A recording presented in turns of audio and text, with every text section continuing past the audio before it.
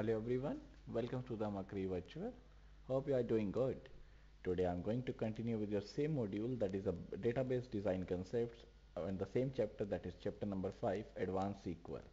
So in the last class we have started, or we have covered some topics of the Advanced SQL. Now I am going to continue with the same topic, that is Advanced SQL, that is what are the various functions, what are the various procedure that is used in the Advanced SQL. In the last class we also covered the what are the various SQL functions and how to use them, and what are the various procedure to call them, that is the SQL functions and the procedures, right? So let's start with the previous class session. Just recall of the previous class, then moves to today's class session, that is new topic of the today's class. So let's start with the previous class session first of all.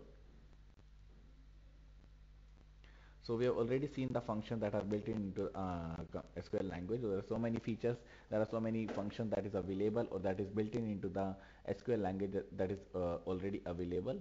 So in this section, we see how the developer can write their own functions and the procedure. That is, we have seen in the last class that what are the various inbuilt functions that is available in the SQL. But then in this section, we have seen that what are the various we can say the invoking functions, or how to write the function, that is what are the various methods that is used to write the functions. So functions are useful with the specialized data types such as images, geometric objects. So procedure and functions are also allows the business logic to be stored in the database and executed from the SQL statement. So what are the various SQL statement, and what are the various advantages of using the SQL statements? So SQL allows the definition of functions, procedures, and the methods. They can be defined either by the procedural component of SQL or by the external programming language such as Java, C, or the C++. So either we can define the function by using the SQL, or either we can define the function by using the external programming languages such as Java, C, or C++.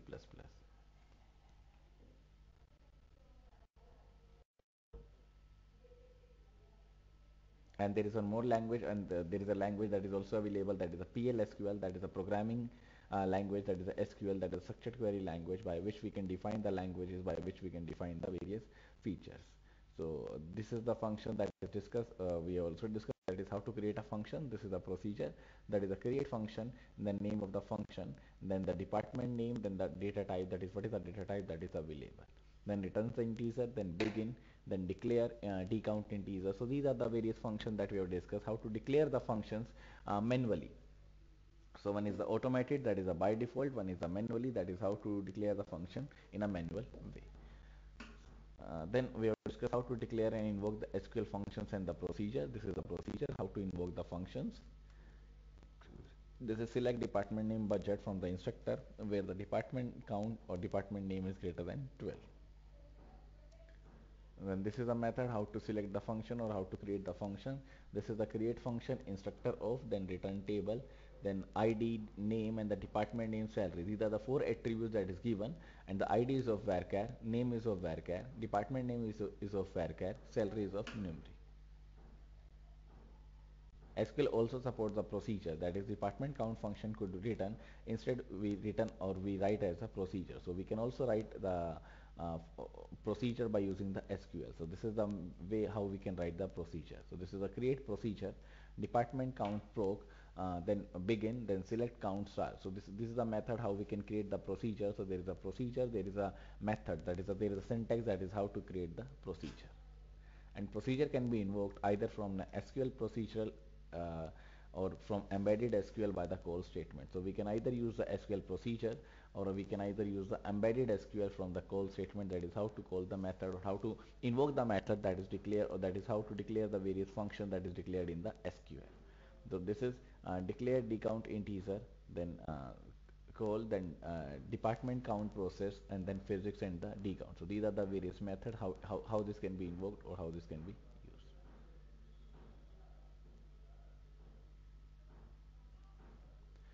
Procedures and the functions can be invoked from a dynamic SQL. So we can invoke the functions, we can invoke the functions, we can make the procedures and the functions that can be invoked by using the dynamic SQL. Then we discuss how to what are the various language construct that is available for the procedures and the functions. So what are the various functions, what are the various constructs, what are the various languages construct that is used for the procedure and the functions. So SQL supports the functions or constructs that gives it all the parts of general purpose programming language. The part of the SQL standard that deals with these constructs is known as a PSM. So PSM is a method, or we can say that it is standard that deals with the construct that is a persistent storage module, that is a PSM.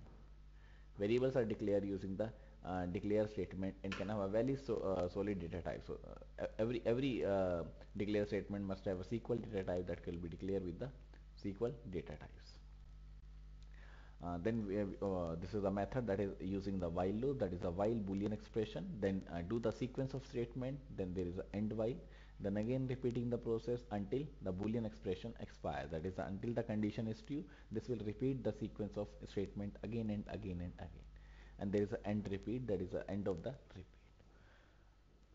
There is also a for loop that permits iteration over all results of a query. So there is also a for loop that also allows the iteration that is made as a result of a query. This is declare an integer default for RS. So what is a procedure that is select the budget from the department where the department name equals to music. And this is the conditional statement that is executed or that is supported by the SQL. That includes the if then else statement. This is a if boolean expression, then statement, then else if, then statement, then else, then end if. So these are the various if else condition that is used in the SQL procedures and the functions. So this is the procedure to register a student for a course section.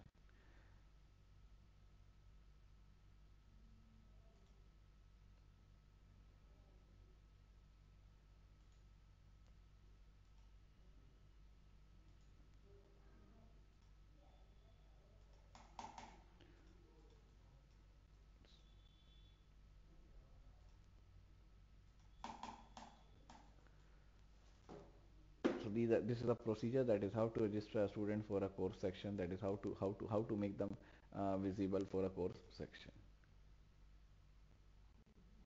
And SQL also supports a case statement similar to the C++ language, that is the case statements are also available just like a programming language, that is a PLSQL, that is a programming SQL, that is using the while loop, using the if loop. Then the non-standard syntax for the procedures and the function, that is there is also non-standard procedures or non-standard syntax, that is the syntax is not available for the procedures and the functions. This is create or replace the function, that is how to create or replace the various functions, that is the department count, then department name in instructor dot department name, then type, then return the integers. So it is used for returning the integers, that is how to return the integers, and what are the various methods for returning the integers, and how to use them in the various syntaxes. The SQL procedure language also supports the signaling of the exception handling or exception condition and declaring the handlers that can handle the exception. So this is a method how we can handle the exceptions. The statement between the begin and the end can raise an exception by executing the signal, that is the out of classroom seats. So the statement that is also available with the begin and the end that can also raise an exception, that is also done by using the signal, that is the out of exception seats. Then next is external language routine, that is what are the external language routine that is also available with the SQL language. So although the procedural extension to the SQL can be very useful, but they are not used as we are using the SQL programming language. Then next we have discussed about the triggers, that is what is a trigger, that is a statement that automatically executes whenever it is required. So it is a statement that the system executes automatically as a side effect of a modification to the database. So as a side effect of the modification that is done, so automatically the same statement or automatically the system executes some statement that is known as a trigger. For example, I invoke one trigger that the update must be made after 2 hours. So after every 2 hours the update can be available, that the system can execute that statement, that is the update statement automatically, that is known as a trigger. So the system executes automatically as a side effect of the modification to the database. Then what is the need for the trigger, that is what is the requirement for the trigger, that is used to implement certain integrity constraints that cannot be specified using the constraint mechanism of SQL. That is, the trigger can also be used to implement the certain integrity constraints. So there are various integrity constraints that is available. So triggers are useful to implement the such integrity constraints. Then triggers in the SQL, that is how to use the triggers in the SQL. That is used for the each row, new row, time slot, that is also available. So this is create trigger, that is how to create the trigger, that is a time slot check 1 after insert on section, that is how to reference, that is referencing the new row as an end row for each row. So there are each row, for each row there is a trigger that is created, and this is the condition, that is a when end row dot time slot id not in the select time slot id. So this is the condition that is given when the time slot id is not available in the command, that is a select time slot id from the time slot, that also begin and then roll back then the end. Then the next trigger is time slot check 2 after delete on the time slot, that is also referencing the old row as a o row for each row. To ensure the referential integrity, we would also have to have triggers to handle update to section and the time slots. So these are the various triggers, that is how to use the triggers that we have discussed in the last class. And these are the various topics of the trigger, that is how to draw the trigger, that is the inventory, min level, reorder, and the order trigger. And when to not to use the trigger. So whenever there are some situations that the trigger is not used, for in that cases we have to use the delete cascade feature of a foreign key constraint. Then next topic is recursive queries, that is what is the recursive queries or how the queries can be made recursive, that is the same query can be made again and again, that is known as the recursive queries. So consider the example or instance of the relation prerequisite that is shown in figure 5.12 containing information about the various fields.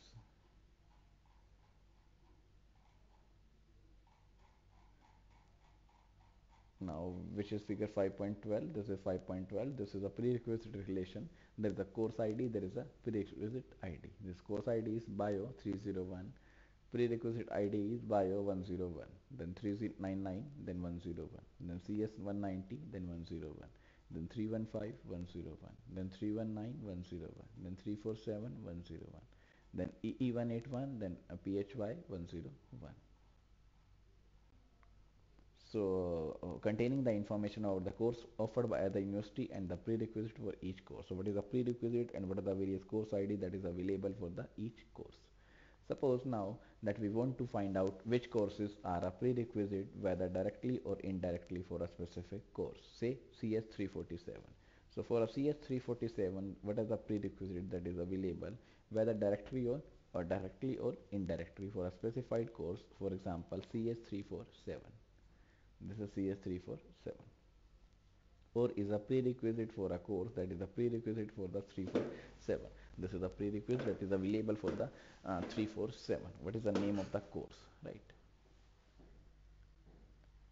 And so on. So we can also find out the courses of the prerequisites, whether the directly or the indirectly. So there are two methods, either in the direct way or in the indirect way.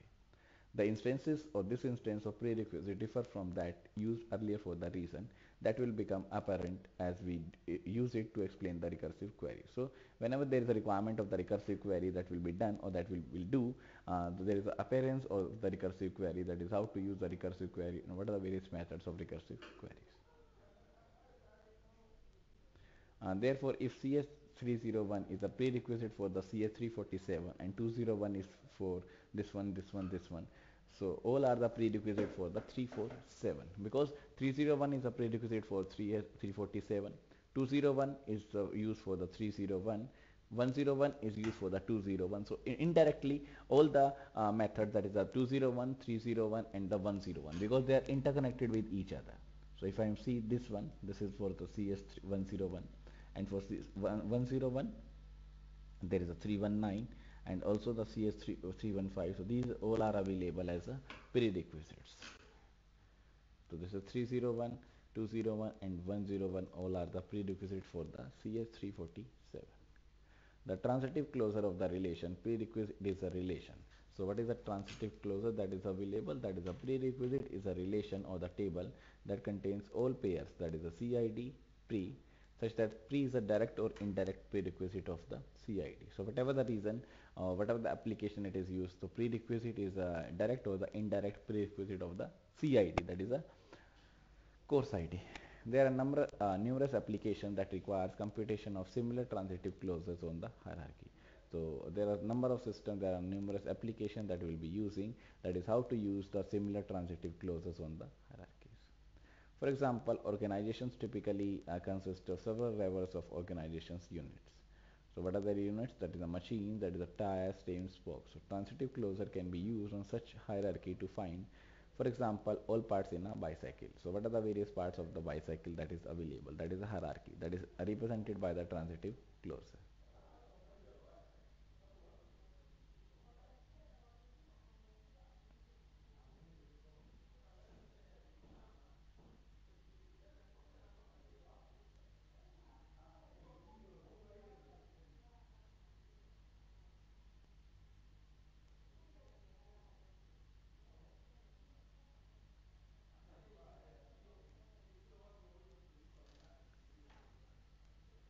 For example, so organization typically consists of various levels of organization levels.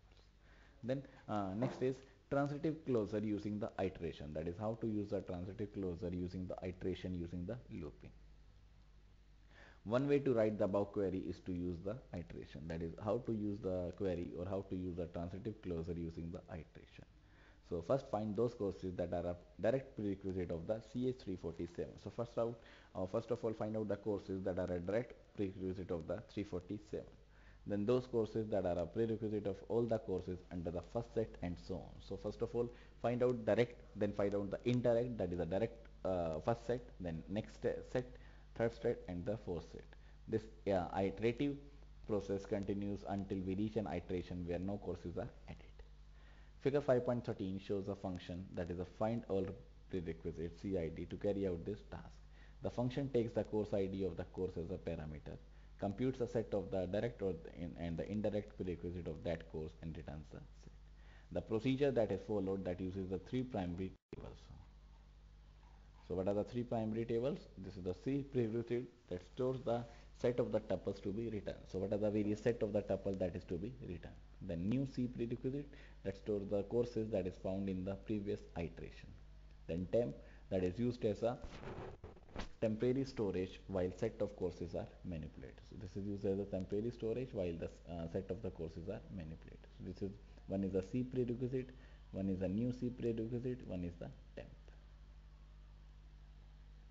Note that SQL also allows the creation of temporary tables using the command create temporary table. So the tables are available only within the transaction executing the query, and all are dropped when the transaction finishes. So when the transaction is finished, every table is dropped, only the table is created for the temporary basis. The procedure insert all direct prerequisite of course ID into the new prerequisite ID. Now let's see.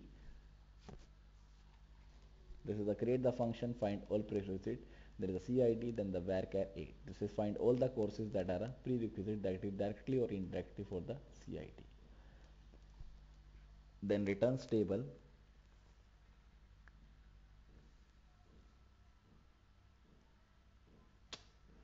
Then returns table, then course ID, then varchar 8. Then the name of the, we can say the name of the attribute is the course ID, and the name is varchar 8. The relation prerequisite course ID and the prerequisite ID specifies which course is directly or indirectly directly a prerequisite for the another course, that is returning a table. Then begin, then create temporary table, that is creating a temporary table, then C prerequisite course ID varchar 8. Then table C prerequisite stores the set of the courses to be written. Then creates temporary table, then new C prerequisite, that is a course ID varchar 8. The table new C prerequisite contains courses found in the previous iteration. Then again table, create the table that is a temporary table temp. So one is a C prerequisite that can store the set of courses to be written. Then the new C prerequisite that contains the courses that found in the previous iteration. Then the temp that is used to store the intermediate results. So one is the C prerequisite, one is a new C prerequisite, one is the temp that is used to store the intermediate results. Then insert into C prerequisite or the new C prerequisite, then select prerequisite ID from the prerequisite table where the course ID equals to CID. That is what is the course ID and what is the CID that is also available. Then repeat, then insert into C prerequisite, select the course ID from the new C prerequisite. So what is the main method, what is the, or how to select the one attribute that is a course ID from the table that is a new C prerequisite. Then this is the method how to insert into the temp. This is the exceptional case, then how to delete from the new C prerequisite, then insert into C prerequisite. And this is exist until not exist the select star from the prerequisite, that is finding all the prerequisite for of a course. This is the prerequisite of 347 in an iteration of find all apps, or all prerequisite. For 0 there is no, we can say the no course ID, and for iteration 1 there is a CS301, for iteration 2 there is a CS301 and the CS201, then for 3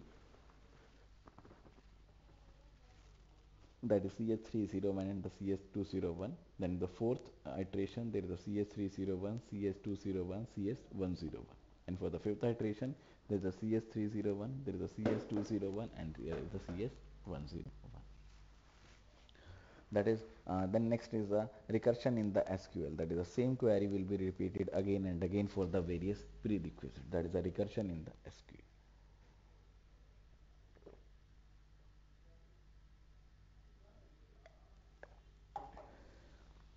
So it is rather inconvenient to specify a transitive closure using the iteration. There is an alternative approach, that is using the view definition, that is easier to understand. We can use the recursion to define the set of courses that are a prerequisite of a particular course, say CS347, as follows. The courses that are prerequisite directly or indirectly of CS347 are. So what are the various courses that is a prerequisite, that is directly or indirectly, that is available as courses that are a prerequisite for the CS347. Then courses that are prerequisite for those courses that are prerequisite directly, either directly or indirectly for the CS347. Note that case 2 is recursive since it defines the set of courses that are prerequisite of CS347 in terms of the set of the courses that are prerequisite of the CS347. So case 2 is a recursive function that is defined, or that defines the set of courses. Since the SQL 1999 version, that is the SQL 1999 version, the SQL standard supports a limited form of the recursion with the recursive clause. So any recursive view must be defined as a union of the two subqueries, that is the base subquery, and the non-recursive function also has a recursive query. Then these are the various functions. These are the various constructs that is available with the cquery, that is how to use the cquery, what are the various methods that is used in the cqueries. Then next topic is advanced aggregation functions. What are the various functions that is used in the advanced aggregation part? So the aggregation support, that is aggregation that is supported by the SQL, is quite powerful and handles more tasks with the ease. However, there are some tasks that is hard to implement efficiently with the basic aggregate function. So till now we have discussed about the basic aggregate function, but there are some tasks, there are some scenarios by which the functions cannot be solved, by which it is very difficult to implement the various tasks with the use of basic aggregation function.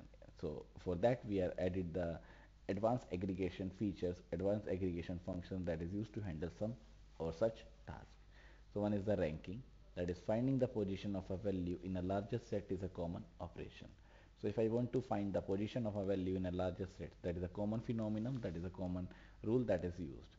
For example, if I wish to assign, or we wish to assign student a rank in the class based on their grade point average, GPA, with the rank 1 going to the student with the highest GPA, the rank 2, and so on.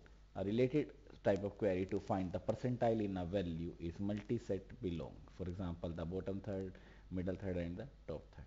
While such queries can be expressed using the SQL construct we have seen so far, they are difficult to express and inefficient to evaluate. Programmers may resort to writing the query partly in the SQL and partly in a programming language. So programmers also resort the query that is written in the either in the SQL or either in the programming language. Some part is written in the programming language and some part is written in a SQL.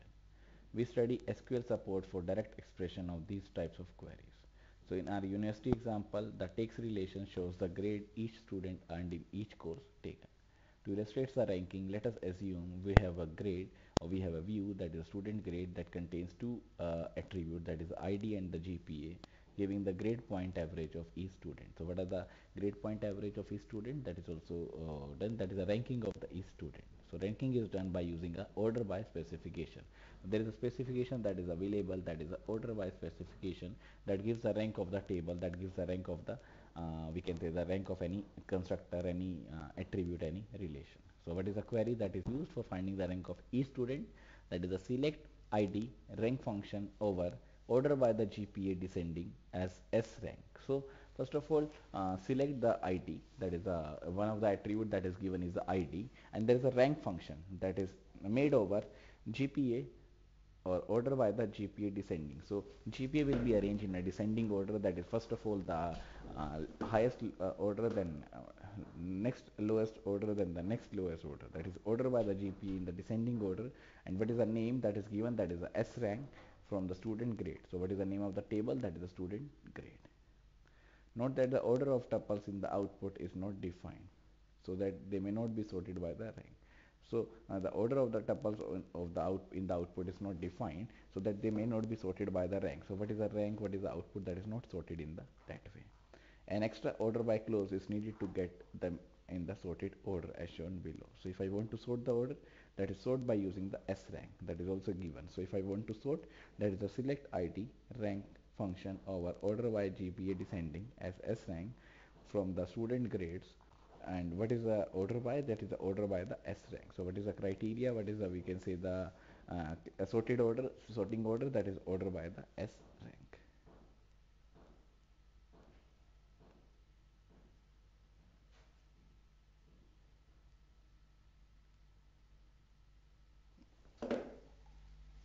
A basic issue with the ranking is how to deal with the case of the multiple tuples that are on the same on the ordering of the attributes. So what are the various methods that is used with the ordering methods?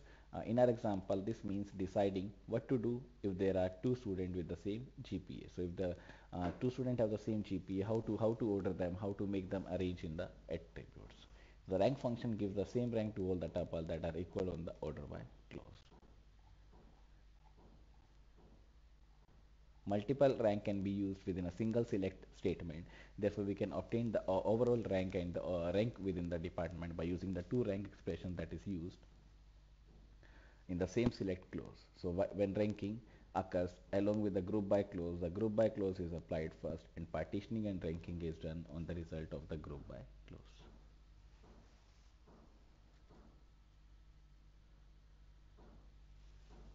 The ranking functions can be used to find the top n tuples by embedding a ranking query with the outer level query also.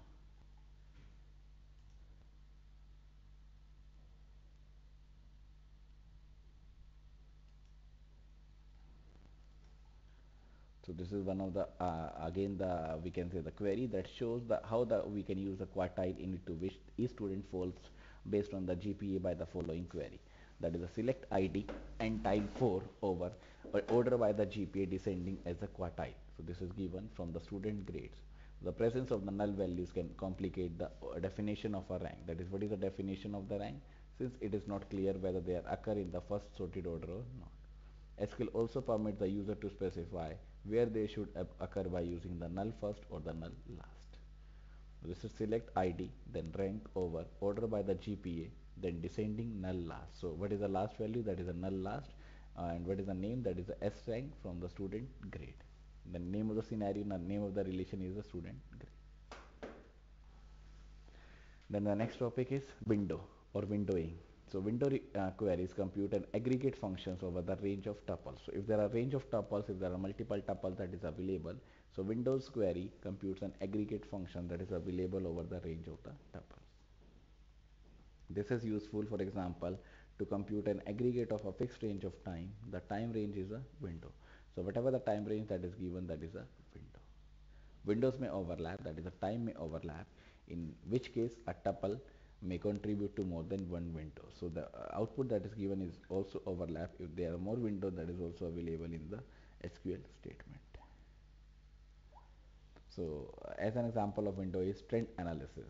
So whenever sales fluctuate from the day-to-day basis, so whatever the factor that is available, that is also changing from the day-to-day basis, whatever the SQL query that is also available on the day-to-day basis. Consider our example, that is a sales example that is given. One of the most another example that is also given, that is a weather example. The weather is changing from the snowstorm, flood, hurricane, earthquake might reduce the sales for a period of the time. So there are various queries that is also available, that is also used for making the queries, or how to use the query that is also available, that is also impact the sales for a period of the time. So it is relatively easy to write an SQL query using those features we have already studied to compute an aggregate over one window. For example, sales over a period of the 3-day period. However, if I want to do this for every 3-day period, the query becomes cumbersome. So SQL provides a windowing feature to support such queries. Suppose we are given a total credit that is also available, giving the total number of credits taken by student in each year. Note that this relation can contain at most one tuple for each year. So consider the following query that is available.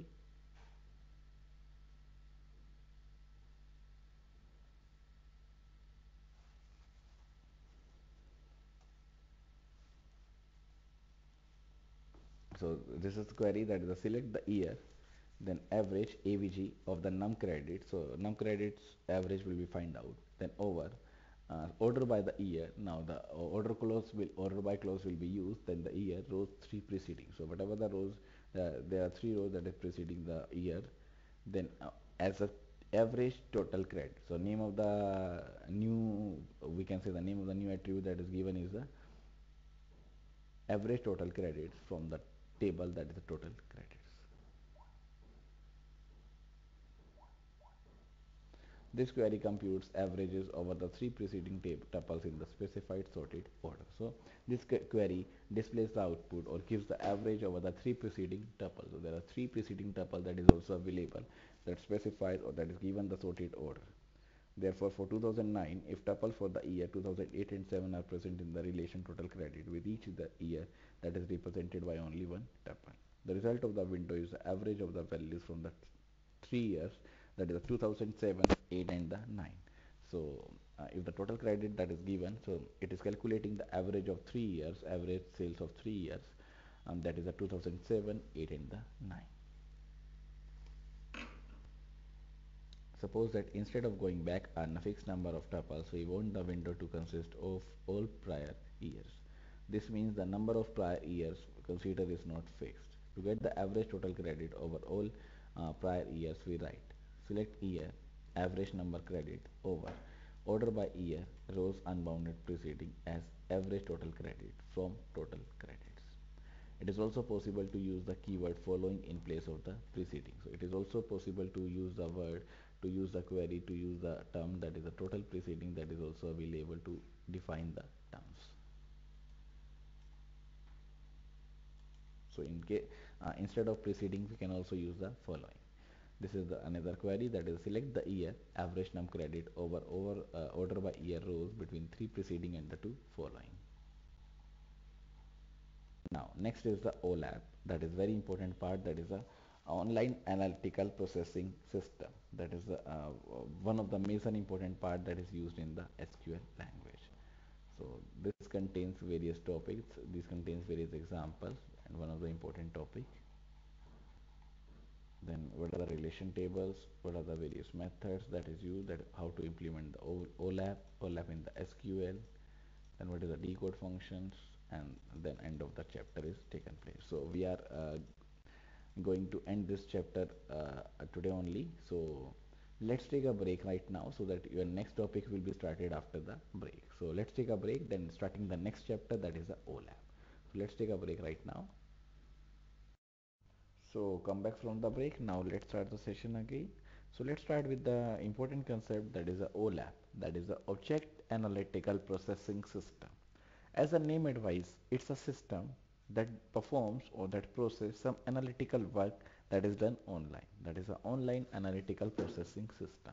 I'm repeating again, a system that does the processing for the analytical work, for the important assigned task, that is known as the online analytical processing system. The condition is that this processing of analyticals, or this processing of analytical tasks, that can be done online. So this task can be done online, so that it will be maintained online, or these features are available online. So this is a very important task.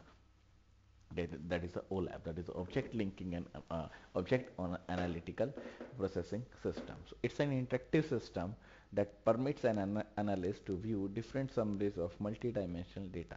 So it's an interactive system that is available, that permits or that allows an analyst to view the summaries to represent the various summaries of multi-dimensional data.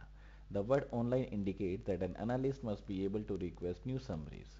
So what is a word that indicates that the analyst must be able to request new summaries and gets responses online. So whatever the work that is done, whatever the analyst can do, this can be done, or whatever the new summaries, whatever the responses that is available, that is everything is done online within a few seconds and should not be forced to wait for a long time to see the result of a query. There is no long time waiting, there is no queue, there is nothing, but everyone can get the result within a few minutes because everything is doing online.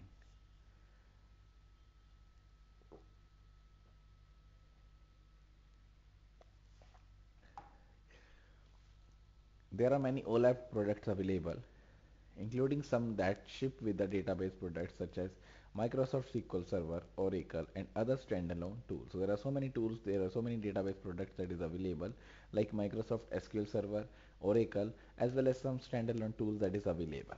The initial versions of many OLAP tools assume that data in memory or data is memory resistant. Data analysis on small amount of data can be in fact be performed using a spreadsheet application such as Excel. So we can perform the data analysis on the system on the small amount of data that can be performed using the spreadsheet application, for example, Excel, MS Excel. However, OLAP on very large amount of data requires the data to be resistant in a database and requires support from the database from the for efficient pre-processing of data as well as for the online query processing. So whatever the task, whatever the database, whatever the operation that will be performed, that the issue is that the main concern is that the data must be resident in a database or data can be reside in a database and requires a support for the efficient pre-processing of data as well as for the online query processing. So every processing is or every query that is done on the online. So this is the online query processing. So in this section we study extensions of the SQL to support such tasks. That is how what is the processing system that is used to process the task, what is the scenario that is used to process the task online. That is a online analytical processing system. So first is online analytical processing. That is what is the meaning of online analytical processing. So consider an application when where a shop wants to find out what kind of clothes are popular. That is what kind of clothes or what are the various clothes that is available that is a very popular clothes. Let us suppose that clothes are characterized by their item name, color and the size. So whatever the clothes that is available, they are characterized, they are differentiated by their item name, color and the size, and that we have a relation sales with the schema. So there is a relation, there is a table that is available, that is a sales, that is available with the schema, that is available with the logical design, that is available with the schema. So this is a sales, then there is a item name, then color, then close size, then quantity. So in a sales there are four attributes that is given. One is the item name, that is the name of the item. One is the color, one is the close size, that is what is the size of the cloth, and what next is the quantity, that is the quantity of the. So these are the four, we can say the four attribute that is used. One is the item name, then color, then close size, and the quantity. So these are the four attributes. Then this is the, we can say the item name, this is the color, this is the close size, this is the quantity. So item name is skirt and the color is dark, close size is small, quantity is 2. In the same way skirt, then dark, then medium, 5. This is the table that shows what are the various quantity or what are the various sales relation that contains a name and the dark color, that is a color, and what is the size and what is the quantity of the clothes. Suppose that item name can take on the values, that is skirt, dress, shirt, pen. Color can take the values dark, pastel, white. So there are three values. One is the dark, one is the pastel, one is the white. That can be repeated again and again. And there are three item names or item we can say the names of the item, that is a skirt, dress, shirt, pen, right? And there is a close size that is also available, that is small, medium and large. And there is a quantity, that is a quantity that represents the total number, that is the integer value of the given numbers. So this is the example of the sales relation. So statistical analysis often require grouping of on the multiple attributes. So what are the various multiple attribute or what are the various grouping that can be performed on the multiple attribute? Given a relation used for data analysis, we can identify some of its attribute as a measure attribute. So some of the attribute that is available is a measure attribute, that is how we can measure the attributes, that is a measure attributes. Since they measure some values and can be aggregated upon. For example, the attribute quantity of the sales relation is a measure attribute. So whatever the sales relation quantity that is available, that is a measure attribute, since it measures the number of units sold. That is, it measures the number of units sold. So how it can be performed, or this can be performed using the quantity of the sale. Some or all of the attribute of the relation are termed as a dimension attributes. Whatever the attribute that is given, that is termed as a dimensional attribute, that is given a name, since they define the dimensions on the measure attribute. What is the measurement, what is the measure attribute, what is the relation that is given, that is a measure attribute.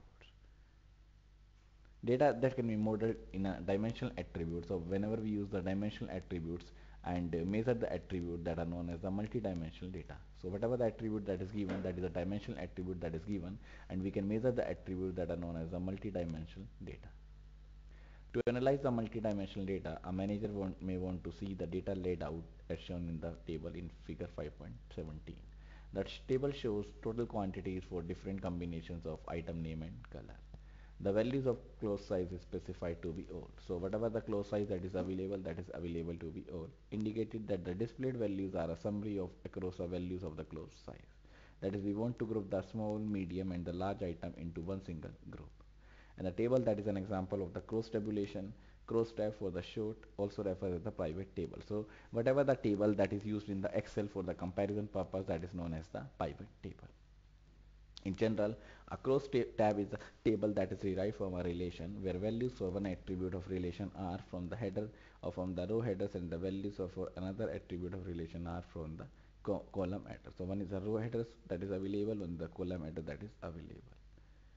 For example, the attribute item name corresponds to the A, that is a that represents the various color, that is a color of the item, that is a dark, pastel and the white, and the attribute color correspond to the B, that is a skirt, dress, shirt and the pen, that is the name of the item. So every cell in the pivot table, of the Excel can be identified as the AI and the BJ, where AI is a value of A and BJ is a value of B.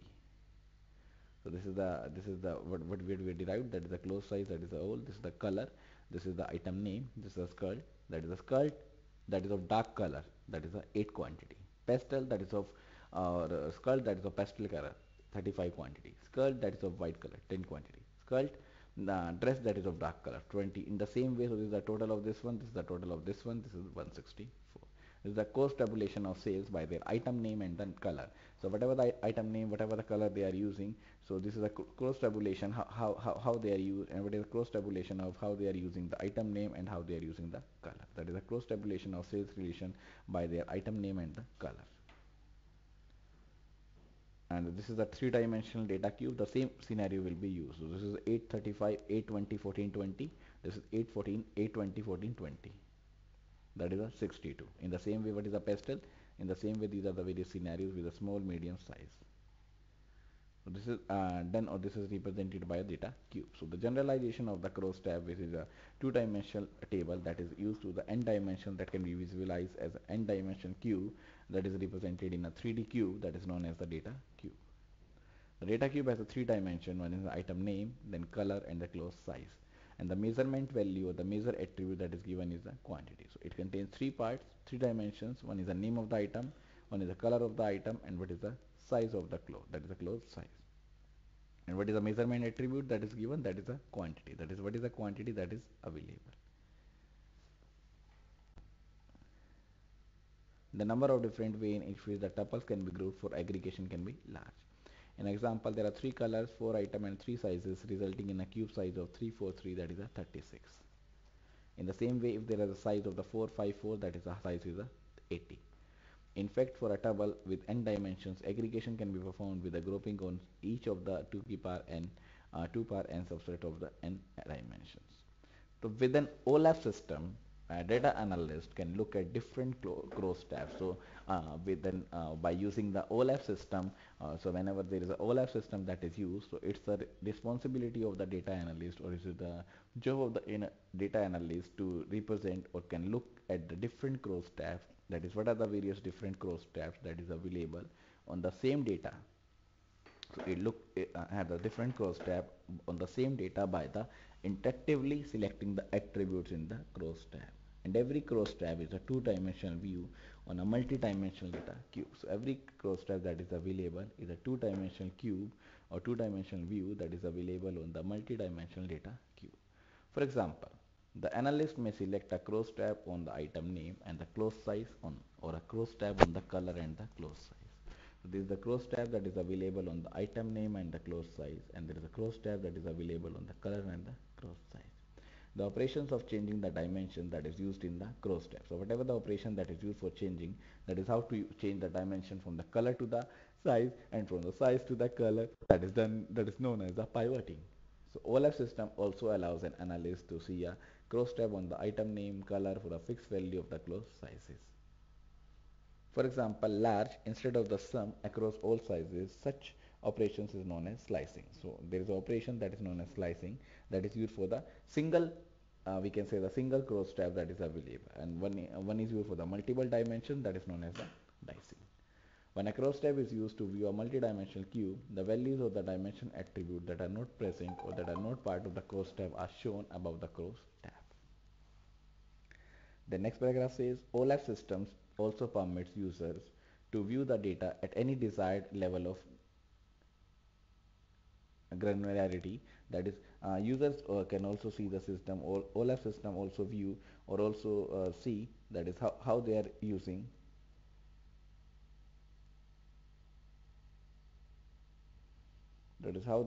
and how they are maintained by using the data analysis.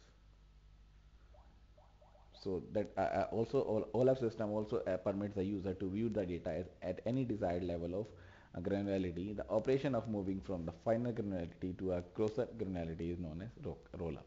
So whenever we moving from one position, one level to the another level, that is known as the roll-up. In our example, starting from a data cube on the sales table, we got an example by rolling up on the attribute close size. So one is a sales table, one is the close size attribute that is given. The opposite operation, that of moving from coarser granularity data to the finer, that is known as the drill down.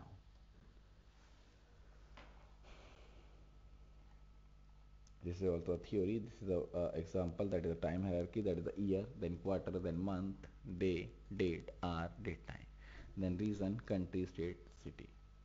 Then next is the cross tab and the relational table. That is, what is the cross tab and what is the relational table. The cross tab is different from the relational table that is usually stored in the databases. So in the number of columns in the cross tab depends on the actual data. So whatever the number of columns that is given, that depends on the actual data that is available. A change in the data values may result in adding more columns. So whatever the data value that is changed, that is adding the more columns, which is not desirable for data storage. However, a cross tab view is desirable for display to the user. So whatever the display that is available, that is displayed to the user. It is straightforward to represent a cross tab without summary values in a relational form with a fixed number of volumes or fixed number of columns.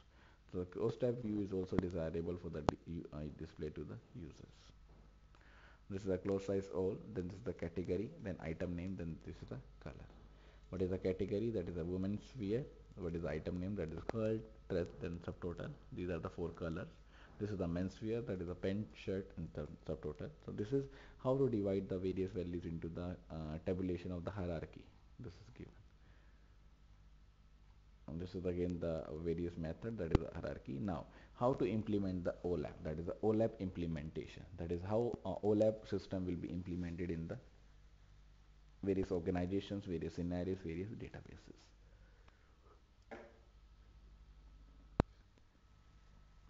So this is the earliest OLAP systems used multi-dimensional array in memory to store the data cubes and refer as a multi-dimensional OLAP. So earlier systems, in earlier methods, the OLAP will be used with the multi-dimensional tables, that is known as the multi-dimensional OLAP systems. However, on a later stage, OLAP facilities were integrated into a relational system with data stored in the relational databases. Such systems are known as relational OLAP. So first of all, it is used on the multidimensional arrays, that is known as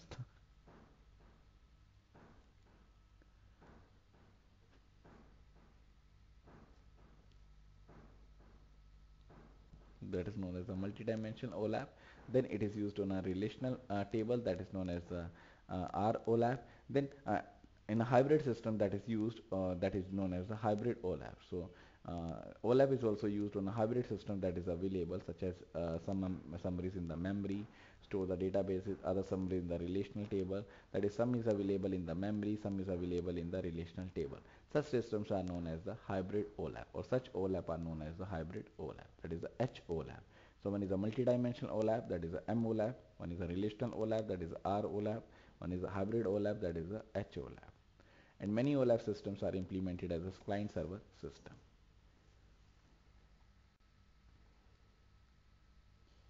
For the SQL or the standard SQL aggregate functions, we can compute an aggregate with a grouping on a set of attributes. And every OLAP implementation pre-counted or pre-computed and stored entire data cube, that is a grouping on all subsets of the dimension attributes. Then OLAP in the SQL, that is how to use the OLAP in the SQL, that is the implementation of OLAP in the structured query language. So several SQL implementations such as Microsoft SQL Server and Oracle supports a pivot clause, supports a pivot table in the SQL that allows the creation of the cross tabs. So there is also a facility that is available in the SQL, that is how to use the OLAP, that is using the pivot clause that is available in the OLAP, which allows creation of the cross tabs. Given the sales relation that is available, this is a scenario that is available. This is select star from the sales, that is select all the fields from the sales table. Now pivot, that the pivot clause is used, that is sum quantity, that is add the quantity, that is sum the quantity for a color in dark pastel and the white. That is add the value, that is add the quantity, that is sum the quantities for the color that is available in the dark pastel and the white. And order by the item name. So after finding the quantity for the each color, that is what is the total quantity, what is the adding of the quantity of the dark value or dark color, pastel color, and the white color of each and every item, that is each and every item name, that is order by the item name. So item name can be ordered like shirt, pant, skirt, women's wear, that is adding up, or that is we can say the sum up for each color, that is ordered by the item name, that returns the cross tab that as shown in the figure 5.22. This is the result of the SQL pivot operation on the sales relation, that is how to maintain the pivot relation on the sales relation, that is how to maintain the various relations on the pivot table. So this is the result of the SQL operation that is operate on the SQL or sales relation, that is how to maintain the, or how to use the SQL with the pivot table, or how to use the SQL that is used with the OLAP statements. This is the table, that is how to use, that is the skirt. This is the output that is done. This is the figure 5.12. This is the item name. This is the close size. This is the dark pastel white. This is for the skirt. There is the quantity 53. For dress, there is the 35. Skirt 49, and the pants 27. And this is a skirt, that is a smaller size, that is a dark color pastel white. So this is sum of all the quantity that is also available, that is done by the sum quantity, or that is done by the select star from the table. So this is how to use the SQL with the OLAP. The data in the data cube cannot be generated by a single SQL query using the basic group by construct, since aggregates are computed for several grouping of dimension attributes. SQL also supports the generalization of the group by construct, that is also, or SQL also supports or also uses the group by construct, group by clause to perform the cube and the roll-up operation. So one is a cube operation, one is a roll-up operation that is used, that is supported by the SQL. The cube and the roll-up construct in the group by clause and allows multiple group by queries to be run in the single query with the result returned as a single relation in a type similar to that of relation. So again consider the retail shop example, that is a sales, item size or item name, color, close size, and the quantity. We can find the number of items that is sold in each item name by writing a simple group by query. That is, if I want to find out the number of items that is to be sold, that is written, or that is sold by using the each item name, that is writing by a simple group by query. So this is the select item name, some quantity from the table sales that is grouped by the item name. The result of this query is shown in figure 5.23. This is the figure 5.23, that is how to use the how to represent the item name as well as the sum quantity from the sales, and the grouping is done on the item name. So this is called that quantity is 53, this is the dress, that quantity is 55. This is first of all sum the quantities of all the parts, and group mechanism is used and the group by the item name.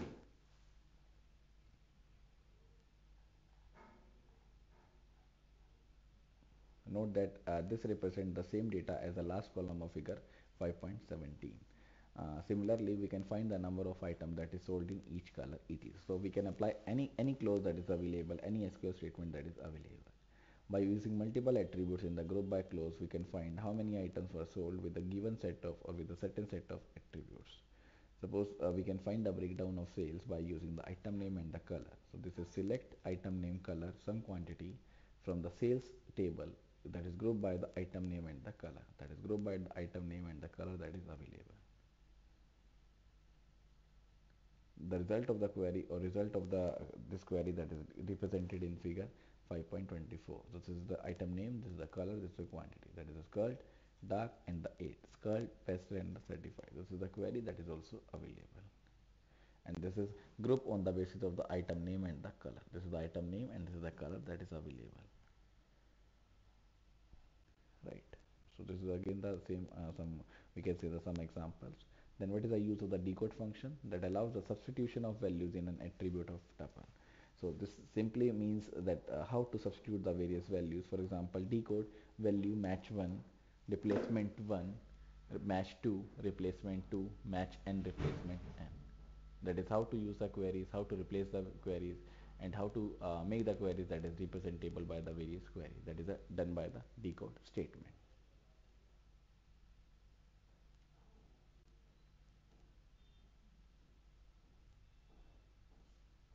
This is select decode grouping item name, then decode grouping color. This is the select item name, color, close size, sum quantity from the sales table that is grouped by the roll-up. Then the roll-up will be maintained, that is grouped by the roll-up, and the roll-up criteria will be maintained.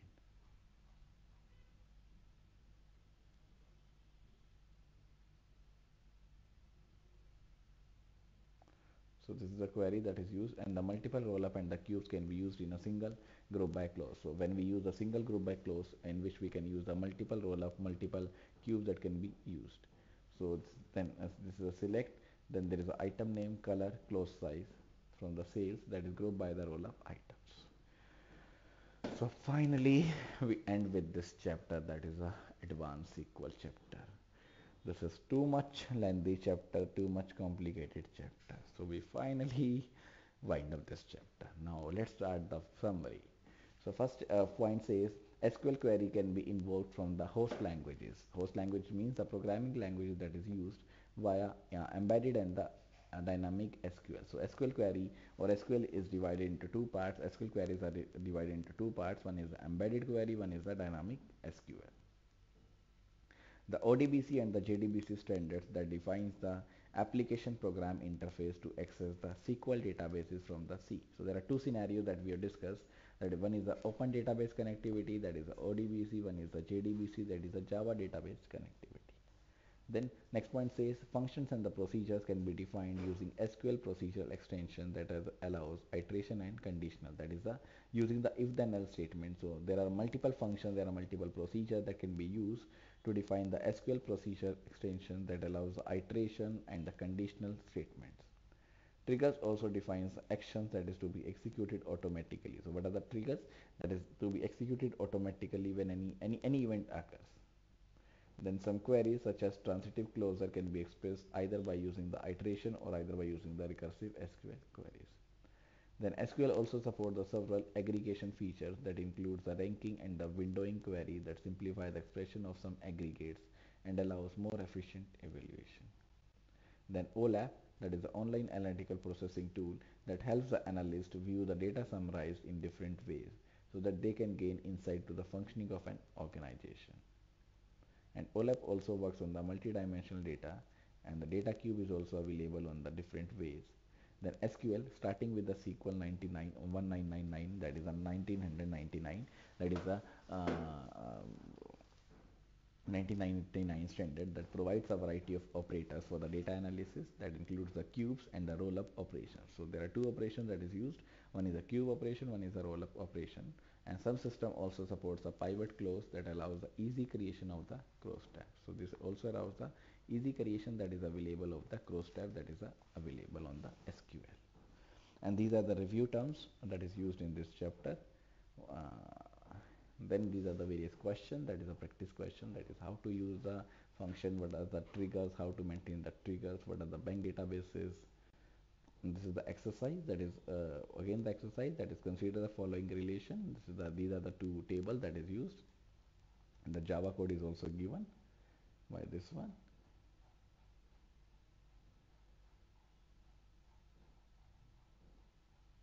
And these are the various tools, that is how to use the various OLAP tools. So these are the various names of the tools that is available. That is the Oracle Siebel CRM, this is one of the tool, and this is a Microsoft Corporation, Oracle Express, and the Informix MetaCube. So these are the various names of the OLAP tool that is available. Then there is a bibliography notes of this chapter. Now next is chapter number 6, that is the formal relational query languages. In this chapter we will study, that is what are the various relational query languages and what are the various relational algebra, that is this is related to the some mathematical concepts, mathematical terms, that is how to do the calculation, how to perform the calculation, that is performing some calculation in this chapter. That is a relational query languages, that is a algebra, modification, whatever the query that is available. So I'm not going to start right now because there is no time left. So we will finish this. I will finish this chapter or this class over here only, and in the next class, that is in tomorrow's class, I am taking your next topic, next chapter, that is chapter number 6, that is a relational query languages, that is a RQL. So how to use the RQL, what are the advantages of RQL, right? So thanks a lot for everyone for listening me, and if there is any doubts, any suggestions, any confusion, then you can ask from me. So that's all for today's session. We will meet tomorrow with a new chapter, that is chapter number 6, relational query languages. So that's all for today's session. Thank you. Bye bye. Yes, Joseph. Good afternoon. How are you? Yes, Joseph, tell me.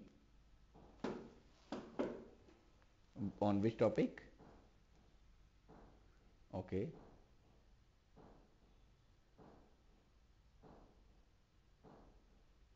Okay, you are using the ADO.NET with the C sharp. Okay. Okay.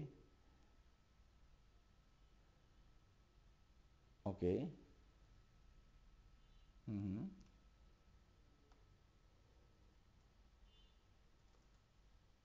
Mm-hmm.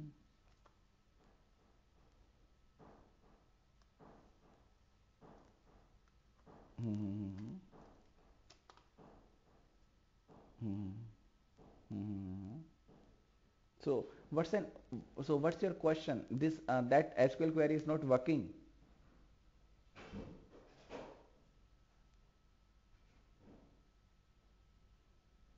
Yes, yes, tell me what's your question?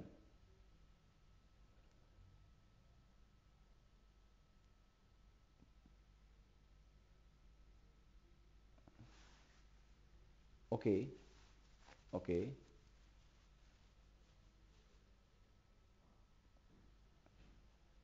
Simply use the create and then the procedure name, and in the bracket you have to write the attribute name as well as the data type.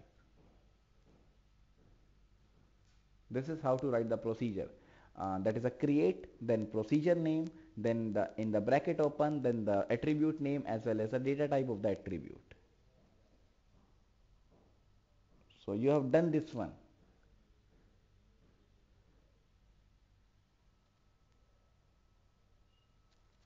Okay.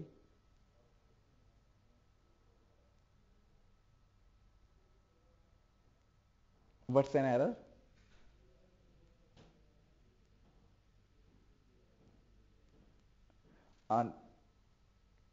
maybe there is a semicolon that is missing, maybe the data type that is missing. Just do one thing, you take the snapshot and you can mail to me so that I get clarification what you want to say.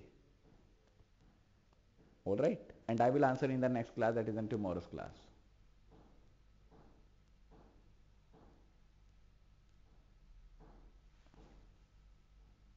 Marks for the assignment? I will tell you after some time. Alright, bye bye Joseph.